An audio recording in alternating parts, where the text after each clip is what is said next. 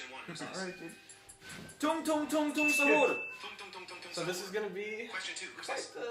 the episode. I've been Tra-la-la, looking for. tra-la-la. Dude, this is so Tra-la-la, easy. tra-la-la.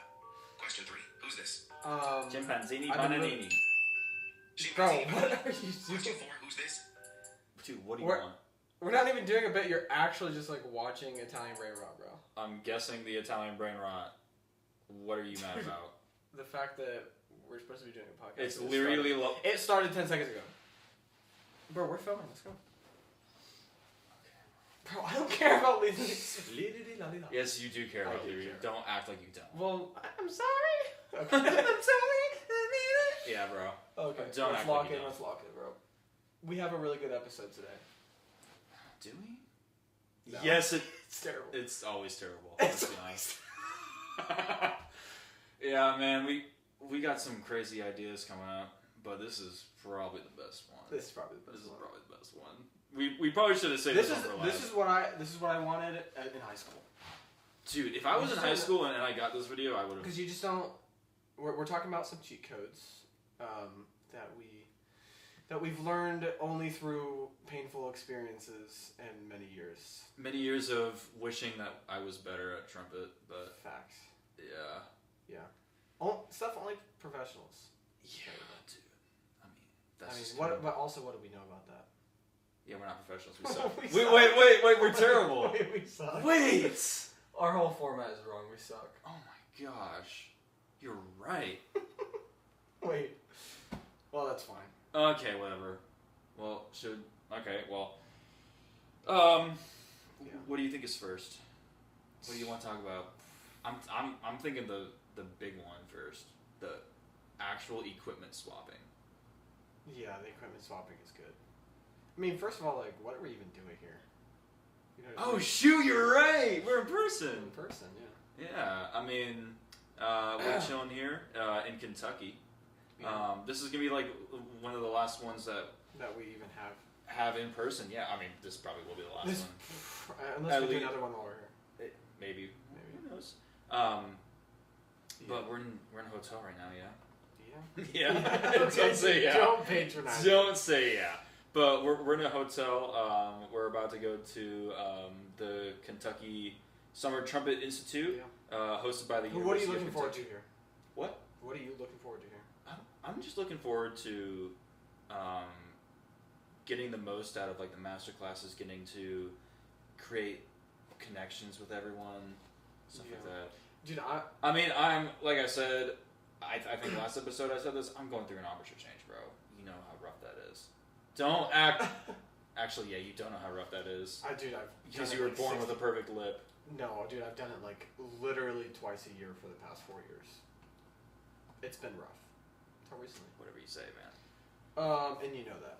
But what are you looking forward to, huh? Why are you here? Dude, Why'd you come with me? there's a couple reasons. I thought it would be fun. Okay. I really want to be at another Caleb Hudson masterclass, bro. Dude, I know that first one was crazy. Wait, We the one that we had at the NTC, one at NTC was so it was just so good. good. Yeah, I mean, I got so much So out of I'm it. really looking forward to that. And then just the fact that I'm done with school now. Like, I'm not going to be in an environment with like trumpet and music. True. Yeah. I mean, for me, this is gonna be the last thing that I see for a while because I don't have any summer Yeah, opportunities and going on besides just. Like, unlike you, I don't have more school right after. It's going to be a while until I go back to school. That's true. Yeah. So it's just like being put in that sort of environment. This is like your last hurrah until. I mean, unless you join like a band or something. Yeah, I mean, I'm probably gonna take some like auditions, but I don't see myself like actually joining an ensemble anytime soon. Before I go to school. So, yeah, I just think it's gonna be fun. Bro is soloing life. I am soloing life, yeah. Except that's not true because Except that's not because you have Kate.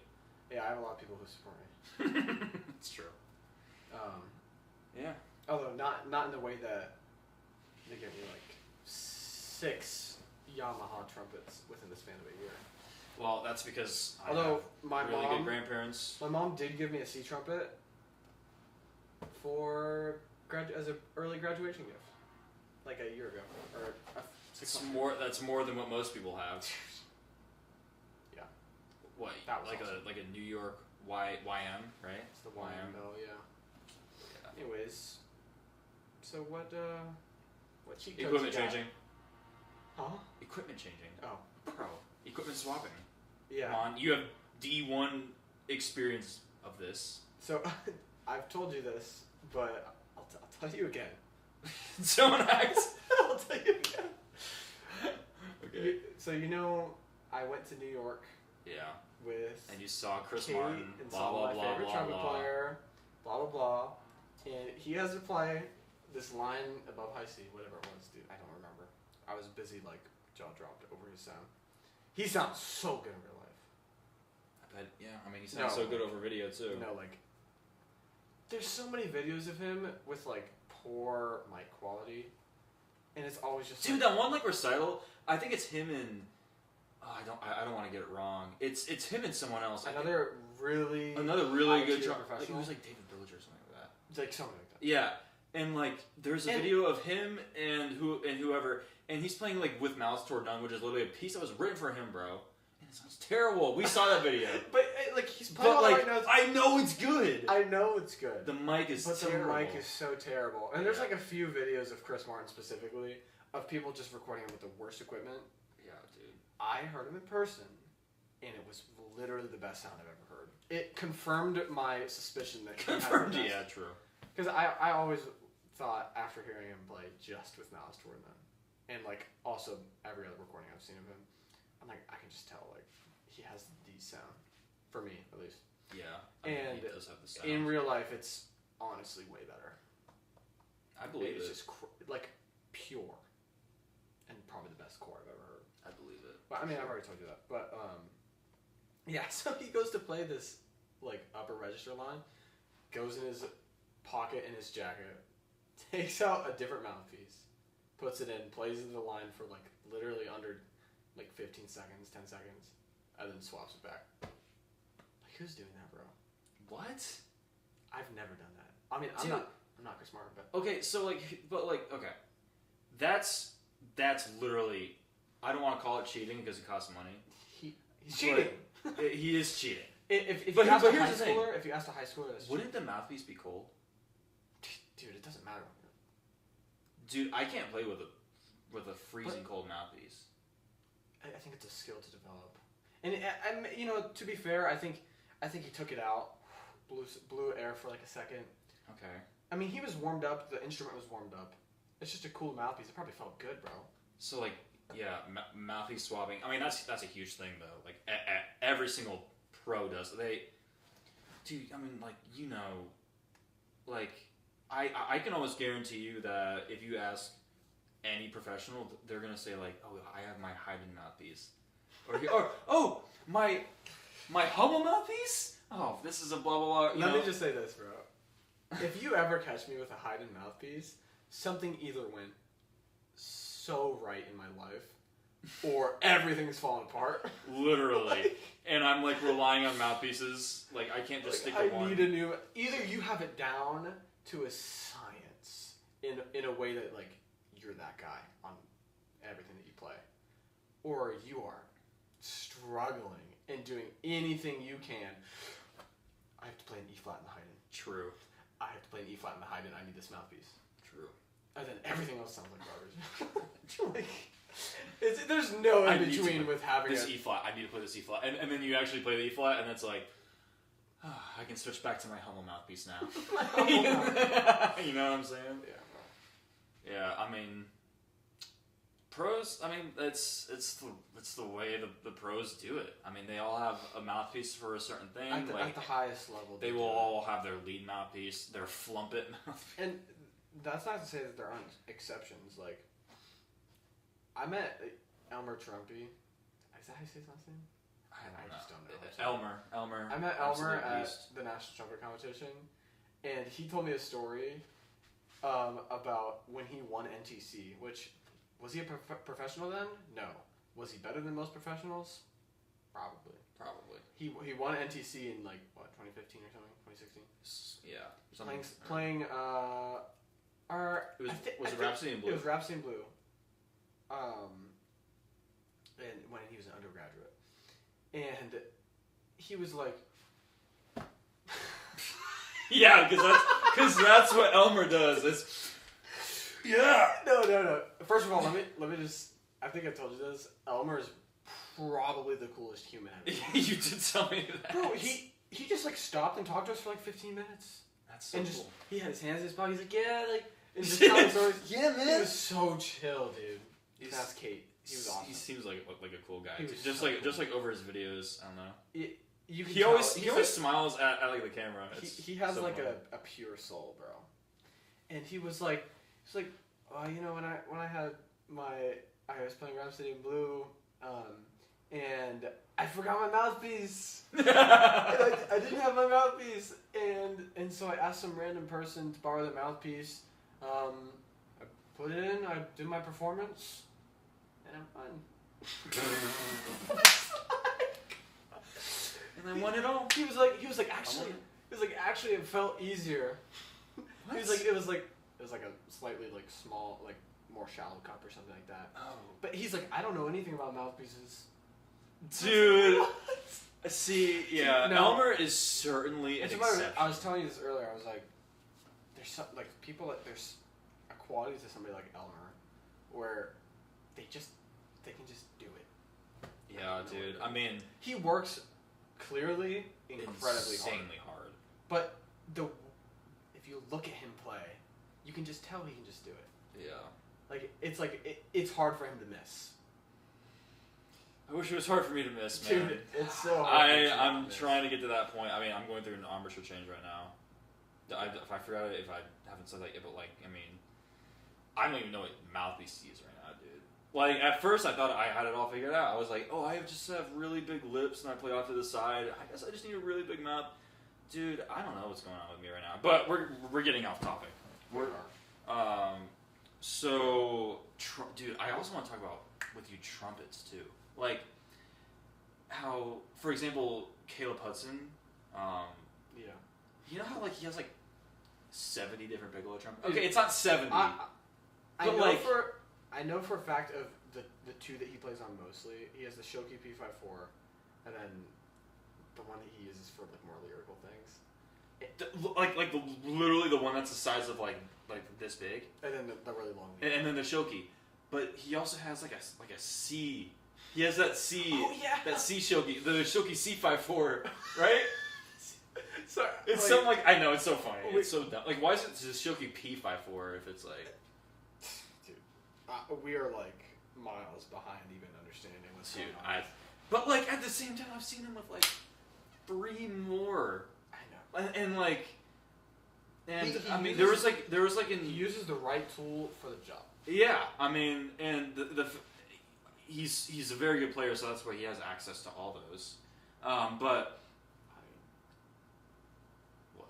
I mean, he's just right. Yeah, Bro. but I mean, like, and then you also got people like Jens who have Yeah, trumpets. Yeah, Jens, the trumpets literally that are shaped like cars, bro. It's crazy, like it's insane. His blue trumpet. His blue trumpet, that one's actually really cool though because it says like Cool. cancer blows on Yeah. like the side of it. Yeah. And but like he also has one that like points up, like the bell points up. I'm like, dude, I know. what are you like? But it works. The audience loves it. Yeah. It's literally a cheat code. Well, of course. I mean, having those horns made dude, for you. if you're not like a trumpet player, especially, which real performers are performing for non-trumpet players. Let's be honest. Like Canadian brass, for example, they get huge audiences every single night that they perform. from not even people that are They're musicians. not trumpet players. They're mostly not even musicians. Dude, they don't know the difference, but and I'm not saying that Canadian brass uses these crazy looking horns, except for the carbon fiber tuba. Yeah. But like, people are gonna think it's cool. Just like it's just like I've never seen that, and not that they know any better. Yeah, But it's the entertainment value. Yeah, I mean that's certainly a cheat code. And then like, pretty sure I heard Wayne Bergeron talk about this. He has a lead horn and then he has like a normal horn. Yeah, I mean It's sure. yeah. I mean like people will And people have their jazz horns and their classical horns, and like they have all these different horns for these different contexts, and it's just like, dude. Yeah. Like, it's crazy. At our level, we theoretically should have like 2 B-flat trumpets. Yeah, I don't want 2 B-flat trumpets though. Well, yes, I want 1. Most people taking it seriously around our age have to. That's true, but you know, I gotta get that E-flat. Yeah, first you have to get 1 of each. Dude. First you gotta get 1 of each, and then you have to get rotaries. Dude, I mean, it's normally going dead. Huh? It's normally going dead. Yeah. Don't. I mean, yeah, that's just the way the world works, man. That's the way that trumpet playing works. Yeah, you were gonna say something clever and then it just didn't come out. Okay, so that's equipment is definitely a factor. Equipment is definitely a cheat code. Yeah. Dude, what do you think about? Cheating, bro. You're cheating if you're changing equipment. What about confidence? The key, the thing that every single trumpet player wants. Dude, I mean, I think personally, I have sucked so bad in college, and the only thing even getting me like passing grades is me putting on a facade that I can play. So you're a professional, is what you're saying? No, but that is something that if you watch like some really good players, like professionals, they can be having the worst night of their life, and a trumpet player can tell. But if you're not 100% focused on listening to like how perfect they're playing, and you're just enjoying it, you would have no clue, bro. I mean, yeah, they're just like certainly true. They're so confident. Like, it's no matter what, dude. Like that one video of like Chris Martin playing with malice toward none, and he like cracks that E or whatever, you know. And people call him terrible from it, but like it didn't. He didn't. Yeah, something like that. I've seen it 1,000 times. It didn't ruin the rest of the piece. No. In fact, it didn't matter, dude. It honestly, like, I just graze over it. Since we're here, bro, there's one comment on that video. What's the video called? It's like with malice. With malice or none, like in like featuring Chris Martin. The Lincoln Memorial, and stuff like that. Yeah, just so good. There's like one comment. He's like, he cracked a note here, and he's not even playing music. I don't know why everyone calls him good. I don't know why everyone he's thinks clearly he's clearly below average of the professional level. Sorry, that it's just so annoying. It's terrible how people say stuff like that over one cracked note. Dude, do you know how many cracked notes I had in my recital? I can't even count because there were so many. Yeah. And same goes with and most everyone there with the recitals. brain was like, you had a really good recital. It's not true, but you know. At your recital? What are you talking about? It was a mid recital. Okay. Hey, it was also with my old embouchure. Your old embouchure, bro. Yeah. my pain embouchure. But anyways, I mean, like, yeah. What were you talking about? Dude, I don't know. We were talking about that one video. Yeah. The confidence. People like in that like video. These players, he makes a mistake, but it doesn't matter. If you turn the volume off, you had no idea. Because right after he makes that mistake, a minute later he plays the greatest phrase I've ever heard. It really does. It literally doesn't matter. Like these pros will like have a run where they flub a note in it, but they'll play over it and then play something even better after it, and people will forget all about that note. See, that makes me think, like, for me, I think it's really important to not only, like, approach performance confidently, but build your, like, sound production in a way that is always confident. Dude, for example, Caleb Hudson at NTC, when he walks out on stage, so the trumpet section before was like there, and so there were like a lot of people that were there already. A lot of people. And Caleb Hudson's masterclass was right after that. Dude, do you remember him just like walking out on stage and he was getting like, is his mic on? Okay, whatever. And then he walks back, looks at the clock, oh, time to start, walks out. plays Brandenburg 2 perfectly. The like short excerpt. From Yeah, and then he says, just had to get that out of the way. Dude, what? Talk about confidence. Yeah, that was before either of us have even like looked at that like piece or anything. Yeah, dude. And we I hadn't even played piccolo at that point. Oh, And yeah, so you haven't. I couldn't even understand what was happening, bro. I was like, that was the best thing I've ever heard. Literally, just One that of the best small things I've ever heard. phrase. It was like one of the greatest things I've ever heard. And like I mean, I tried playing that like when I got home or whatever, and it sounded. How'd that go? It literally I couldn't even play the G. Yeah. I still can't play the G. You just played perfectly. Yeah. Yeah, Like, and you just walk out, and then like I just. that speaks to like doing like Canadian brass or something like that.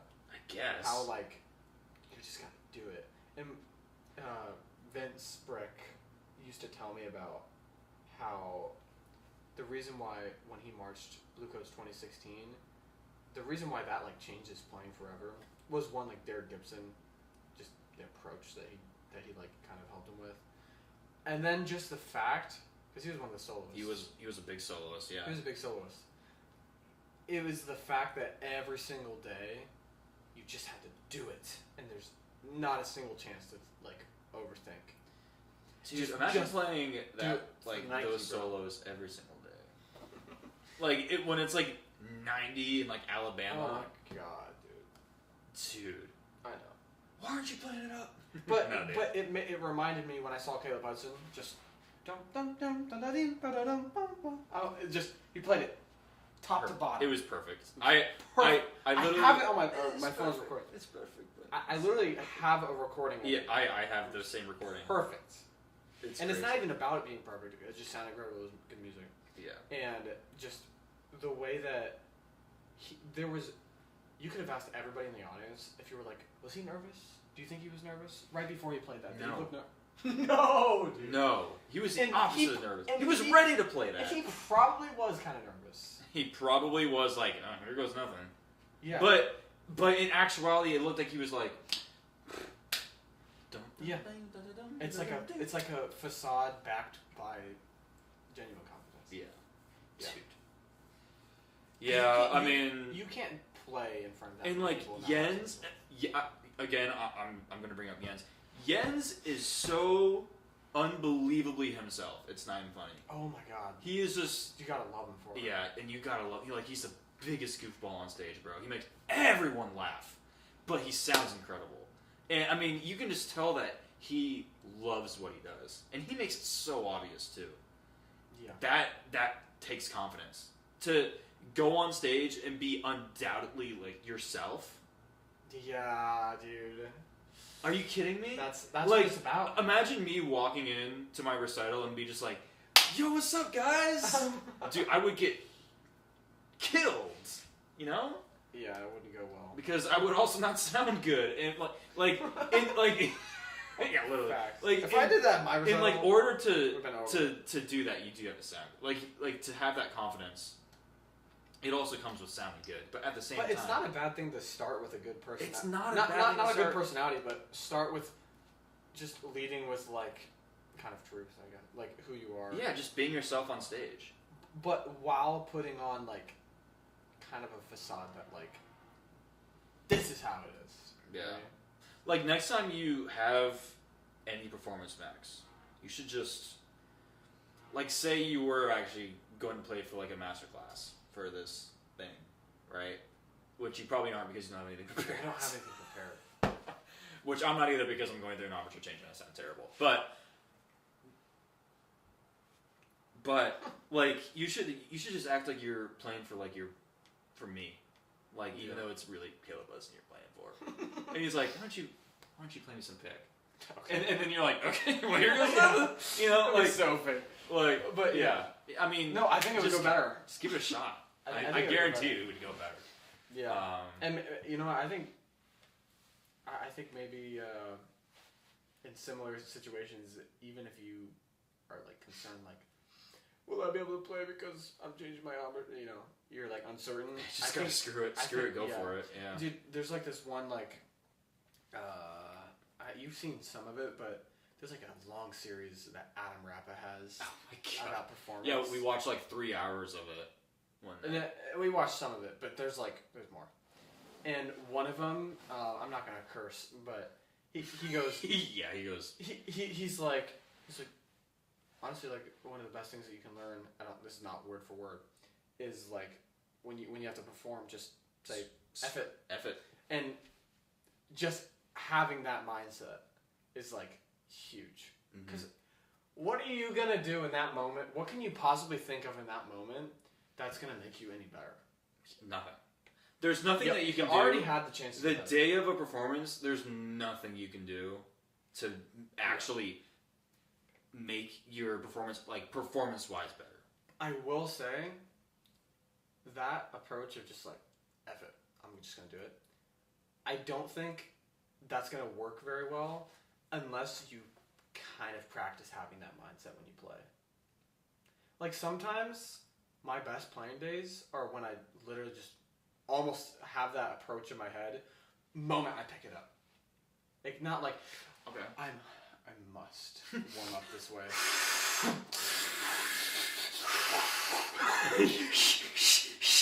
Oh, I'm so tense. Let me just.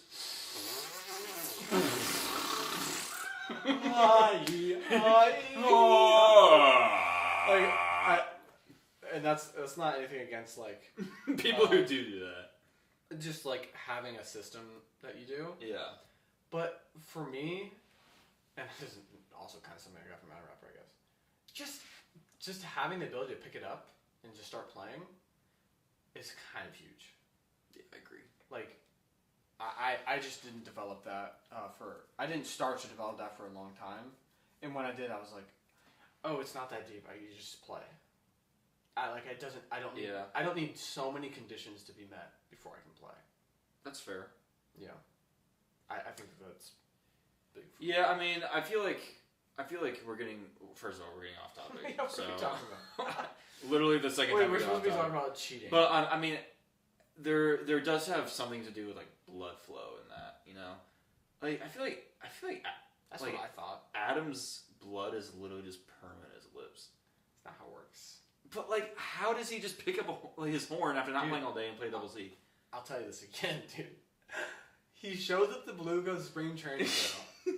He picks up his horn, and he's like.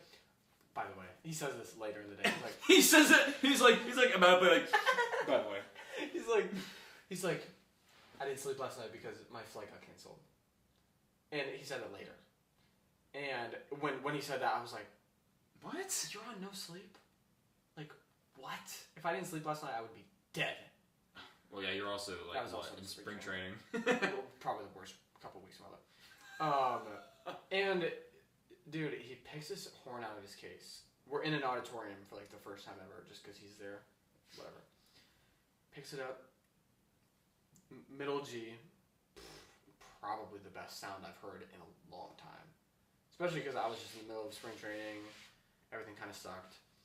And I was just like, whoa. In the same breath. Middle G. Blah, blah, blah, blah, blah, blah, blah. All perfect. Double C. Perfect. Back down. Whatever he wanted, bro. Dude, that's just whatever he wanted. I feel he like didn't sleep. Adam Rapp is the only person that can do that, don't bro. care, dude. There's something going on. There's something going on. And he's like, yeah. Don't talk about that. I mean, what's the point of having a piccolo trumpet if you can't play the high C? No, but he was like, I mean, if you can't pick the horn up the next, in the morning and have a beautiful middle G, then something went horribly wrong the night before. That's valid. But if you can't pick the horn up and play a double C, what's the point of having a trumpet? That he said that's like average first phrase every day. What's his above average? Yeah, it's like triple G's. Well, it's not about how high you're playing. It's about how good it sounds, and how effortless it is. You know. Yeah,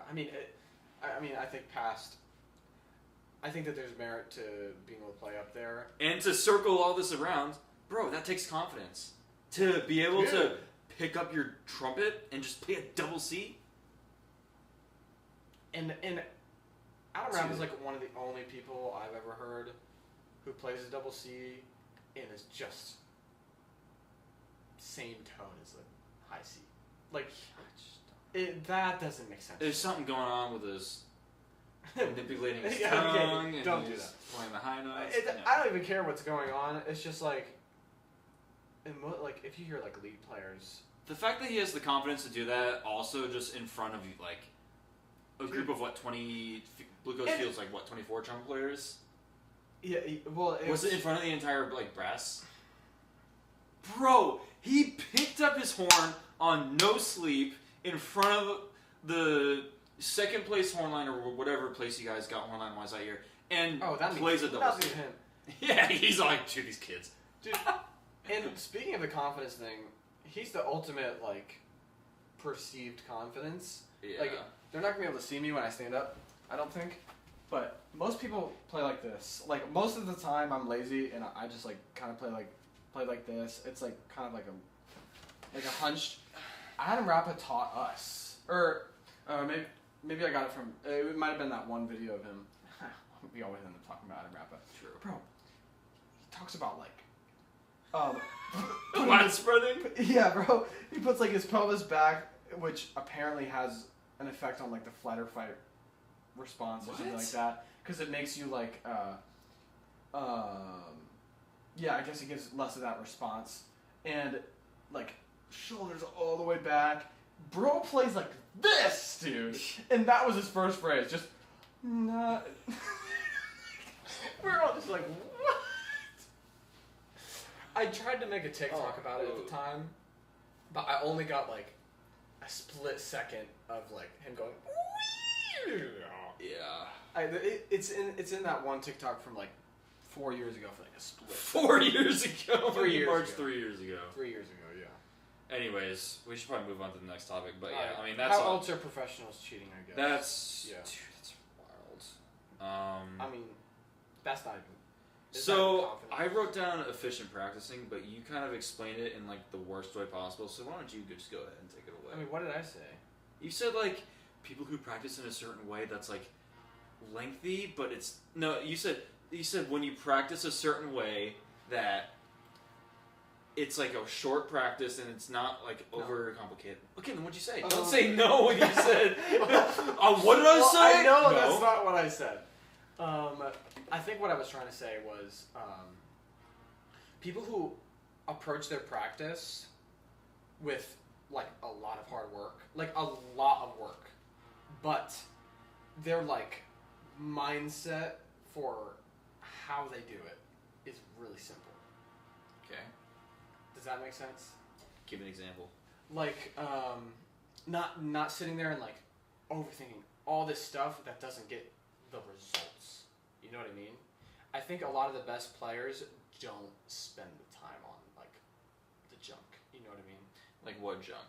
Like breathing? I don't want to get like too personal about it, but like picture Tom Hooton, or who's somebody that everybody knows. Picture Wayne Bergeron sitting there. He doesn't do that, dog. He doesn't do that. Like, I'm not gonna speak for Wayne. I don't know him. I'd be surprised if his approach isn't just like, all right, what am I getting done today? And then works on it a lot. You know what I mean? Most professionals will have a practice log of literally just like what they'll work on each day, and then they'll get right to it. Straight to business. Straight to business. To say. Yeah. And that's what most teachers and or professors will preach, is for you to have a practice log. Like, oh, this day I'll take 20 minutes to work on Brant. This day I'll take 20 minutes to work on and that's a very organized approach. But dude, because then you're not sitting down in like your practice. Ooh-wee, no. Ooh-wee, no. Ooh-wee, no. Like you actually have something to focus on. Yeah. And you're getting a lot. You're getting things done better and getting things done in less time. Dr. Bolstad taught me that, and it's the greatest thing he's ever taught me. Yeah, I mean that's like you can't really argue with that. You really can't. Getting things done in less time and getting them done better. Yeah. Like And what? That's I think what I'm trying to say is basically that in different wording. Just like don't spend your time on like nonsense. Yeah. So that's what a lot of pros do. But here, let me ask you this. I don't know if you've ever seen this video, but Caleb Hudson made a video of like his like I think his like top 8 practice hacks or whatever. Oh, you know, and he has I saw it. Like he has time ago. he has like sticky notes and stuff like that. He has like dye that he literally rolls to figure out what scales to do. What do you think of that? I don't see too much of a problem with that. He's not. But do you think it's being full honesty right here with like what you were saying? Do you think it's contradictory to that? Contradictory because he's doing like a lot of stuff. Maybe slightly. I'd be pretty shocked if he does all that stuff routinely. That is a lot of like. Yeah, I mean, I think it's stuff that he does every. I think every it's like stuff that he's done and stuff that he would give like a student that might like help him like engage See, this better. is why we need him on the podcast because I want to ask him questions like that. Wait, why don't we just ask him if he's gonna be here? Oh wait, we're not big enough. Why not? Do you think that? Do you think it's? Oh no! I mean, you could be our first guest. You could be our first guest. That'd be so cool. What if we were like, take all the trumpets I have, and we'll give you, and he'll be like, I don't like your trumpets. Yeah, I don't want your Yamahas. I don't How long is he here? What? How long is Caleb Hudson here? Probably like 3 days. Well, his first masterclass is on Thursday, so I think he's not going to be here yet because. Keep in mind that ITG just happened, so for most players, it's going to be a really quick turnaround. Yeah. So I have a feeling these first few days, like the first 2 days, there's going to be some faculty there, but it's not going to be a whole lot, The odds of him being like, yeah, sure, are like actually 0%. He's like, who are you? Yeah, sure. Let me take down your number. Yeah. But maybe. If I have the perceived confidence of... Maybe if you have the confidence. Yeah. Yeah. And I'm like, hey... Hello, Professor Hudson. Yeah. Max Parrish? No, let's practice. No, wait, we don't need to practice. Okay. Hi, I'm Max. I want to be on a podcast. Wait, what? No, hey, wait, who am I? You're Caleb. I'm Caleb, okay. Oh, excuse me. Hi, Hey, how's it going? Mr. Hudson. Caleb, nice to meet you. I have a podcast. Would you like to be on it? No. That didn't go well. What? Let me try. Let me try again. No. All right, play Brandon. Ooh, man, that didn't go quite as well today, but still went very well. Hi, I'm Max. Hi, Caleb. Nice to meet you. Me and my friend Logan here have a podcast called Buzzkillers Podcast. Ah, and that's clever. Yeah, thank you. We're just starting it recently for trumpet players and stuff. Oh, that's awesome. Well, that's awesome. I mean, is it for college, high school, middle school? Just in general. We're trying to hit a bigger audience than just that's awesome. Strictly college. We were wondering if you'd like to make an appearance. I would love to. Why did that go so well? Because you seem very friendly about it. Mainly, you have a very clear goal. Yeah. I feel like most. It's like you couldn't just choose what the answer was. Yeah, true. Most professionals will not want to do something that doesn't seem like it seems like, oh, like I really want you to be in like a video. Like no, because you come across as just a kid. Yeah, because if like a middle schooler goes up to me and is like, "Can I be in your podcast?" Like I'm like, well, I mean, I got to get to know you first, right? Yeah. But like. If you go up to someone and you have a very clear goal in mind, you're confident, you're friendly, you seem like you genuinely have a lot of great questions to be asked and great stuff to talk about, dude, I'm sure that anyone would like want to be on like our podcast. Now, if they scroll and see like, let's see what like content they got, and they see the most overrated stuff, whoops, maybe we did that one too early. Yeah. I don't know. It never hurts to ask. Yeah.